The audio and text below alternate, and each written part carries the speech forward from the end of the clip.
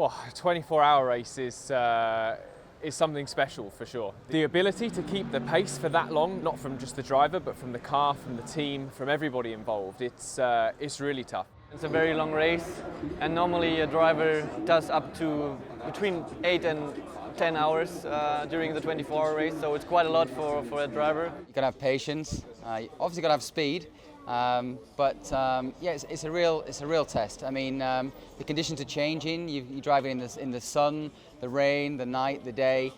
You've pretty much got all the different challenges that it can throw at you. Usually in the night we have fog and rain, and then you really need a lot of experience to do it. You know, everybody talks about the physical challenges of driving a race car, but when you go into a 24-hour race, it becomes much more of a mental game. It's a little bit of a different approach, a long-distance race than a sprint race, even though that people say in the last 5 years 24-hour races got more like a sprint. But still, you keep a little bit of a margin, you know, in your driving. You're not driving 110% all the time.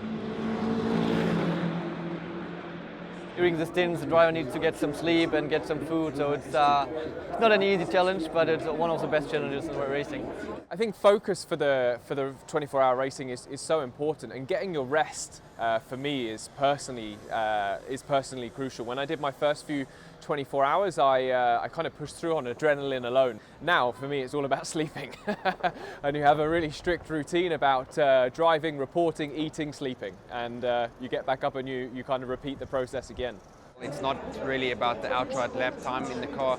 The main thing is to save your equipment, to get the car to the end of the race, to stay safe, of course, stay out of trouble in the opening parts of the race. I think an inexperienced driver tends to make the wrong choice with traffic. That'd be the number one thing. You might make the wrong decision and try and pull an overtaking manoeuvre that really isn't on, which means contact with another car and damage. You might get lucky and it might just be a brush, but that's something as an experienced driver you learn to try and avoid. Everyone's made mistakes in the 24-hour races. I've gone off when it wasn't necessary, when you start to push a bit too hard, or make a pass that maybe didn't need to be made in that corner when you could have waited for the next corner. These days it's such a fine line between losing too much time and crashing. I think the common one, I guess, is pushing too hard too soon and making mistakes that ultimately cost the team a result. That's definitely the one that is going to get you dropped from the address book of that particular team.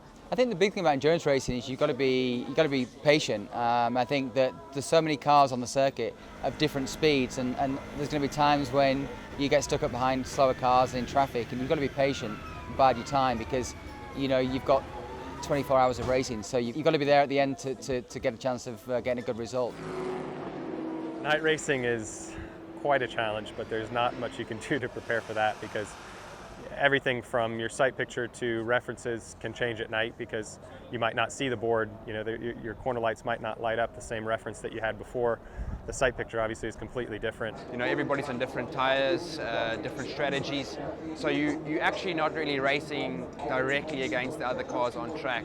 You've got to see the bigger picture and focus on your strategy and what you're doing. The advice from me would be, don't push like in a sprint race in your first race. Take the experience to really do the 24 hours. Because if you do a mistake after 2 hours, you don't learn anything, and you can learn such a lot in a long distance race. So the first race, normally there's no big expectations from the team.